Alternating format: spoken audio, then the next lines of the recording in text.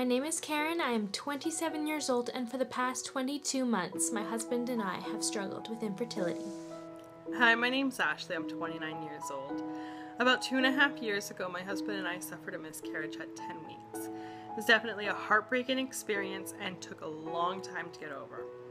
But for the last 2.5 years, we have been trying with no success.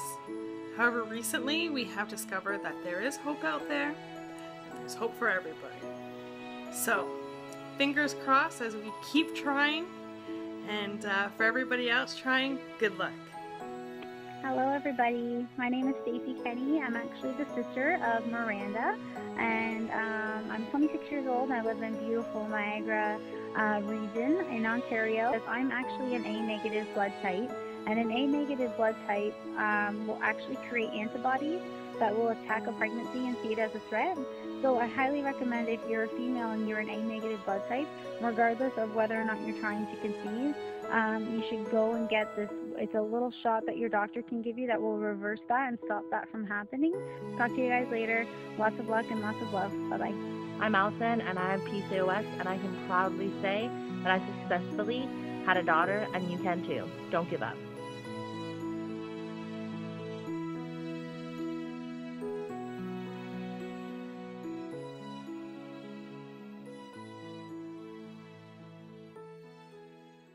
My name is Megan, I'm 27, and my husband and I have struggled with infertility. Our journey began in 2010 when I was diagnosed with endometriosis. After trying to conceive for an entire year, I underwent laparoscopic surgery to confirm a diagnosis of stage 3 endometriosis with polycystic ovaries. I did 3 rounds of Clomid with my obstetrician before we were referred to the Ottawa Fertility Centre. In 2011, we began treatment there, and I did an additional 5 rounds of Clomid and then 4 rounds on another drug called letrozole, all having ovulation but not conceiving. So we did further testing with my husband and found that he had a low sperm count and low motility. So that left us with either doing insemination or in vitro fertilization. We were told we'd have a 5% chance with insemination and a 50% chance with in vitro. So we went through the in vitro process. So we actually had to do an additional procedure called ICSI. So they took the eggs from me, took the sperm from my husband, and actually injected them into each other to ensure fertilization. Out of the 50 eggs that they took from me, we had 10 embryos fertilized. 8 of them lived the 5 days. And then on the day that they implanted, we implanted 1 healthy embryo, and unfortunately the rest of our embryos died. So we weren't able to freeze any.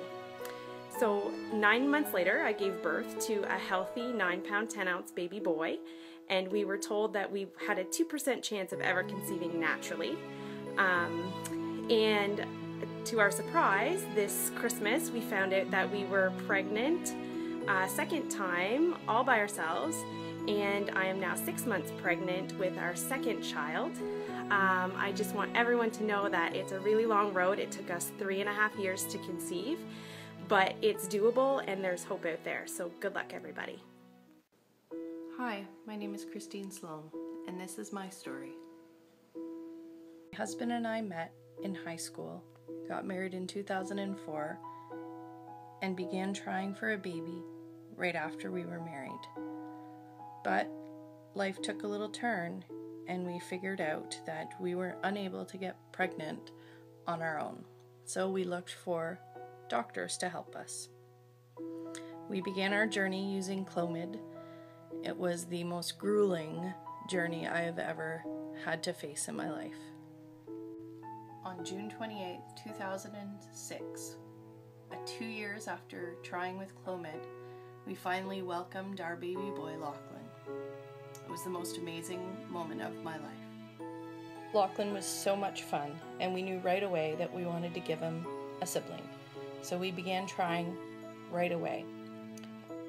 We decided to try without Clomid, and we were successful, but only for 7 weeks, and we lost our baby.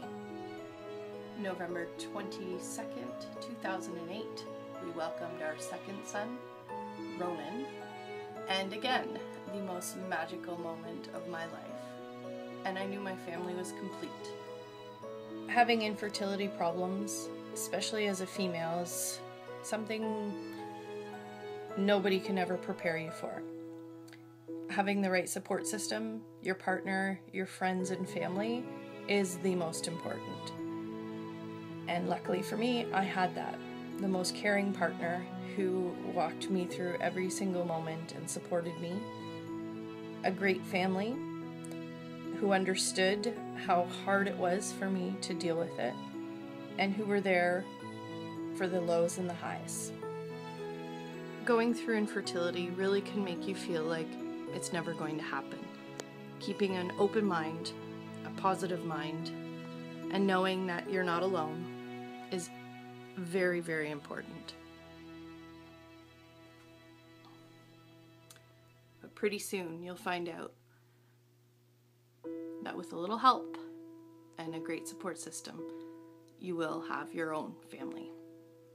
My children are now 8 and 6, whoops, and time has flown by. I do talk about the child that I lost. Even at 7 weeks, it was still a part of our family. And talk openly about how long it took me to get pregnant with my children. My children are still too young to really understand, what I had to go through. But I feel truly blessed that my husband and I were able to conceive, although there were many ups, many downs, lots of tears, lots of joy. It honestly was the best decision to keep going through it. So anyway, I hope that I give somebody some hope, knowing that keep trying, stay positive, and it'll happen.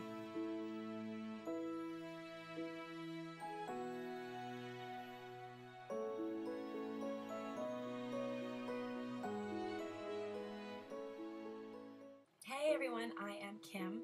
I'm 26 years old, and I thought I would just share a little bit about my journey into motherhood with you guys. So I have 2 daughters. They are 3.5 and 14 months. Prior to having my eldest, I had 2 miscarriages within 6 months of each other. Completely unexplained, just happened. Genetic testing said there's absolutely nothing wrong with the fetus, and it just didn't click. That's kind of tough to hear. We actually found out when I was pregnant with my eldest daughter that I have Hashimoto's thyroiditis. If I'm saying that wrong, I'm sorry. Basically, my body creates antibodies that attack my thyroid. So I am on a daily medication, and I'll probably be on it for the rest of my life, of Synthroid, and I've been on that since I had my daughter. And I was able to have 2 healthy, full-term pregnancies. People who haven't been in the situation of dealing with infertility or miscarriages, they don't know what it's like. And they say, oh, everything happens for a reason. And it's like, yeah, that's great. But why? What is the reason? And I am a strong believer in, yes, everything happens for a reason. But it's still tough for me to understand, like, okay, what was the reason behind that? Even though there's days I look at my daughter, I'm like, oh, you're the reason. I wouldn't have you if it wasn't for that. It was tough going through it for me, physically and emotionally, but it also affected my husband, my brothers, his brothers, my in-laws, my parents. It affects everyone. It's not just you. So if you are struggling with this issue, reach out to people, because you're not the only one. And that's one thing I've learned through blogging and through YouTube videos, is that there are other people and everyone is willing to help everyone.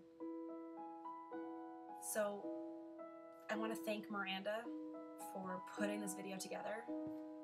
And I hope that, even if one person feels better after watching it, knowing like I'm not alone, I can have a baby, there are ways to do it, then great. And if you're going through it right now, or you've just suffered a loss, I'm sorry, keep trying if your body will let you, and seek comfort in your partner and your family and your friends. Don't hide from it. It's not something to be embarrassed about. It's so taboo to talk about miscarriages and infertility, and it shouldn't be. It is something that is more common than you think, and you can do it.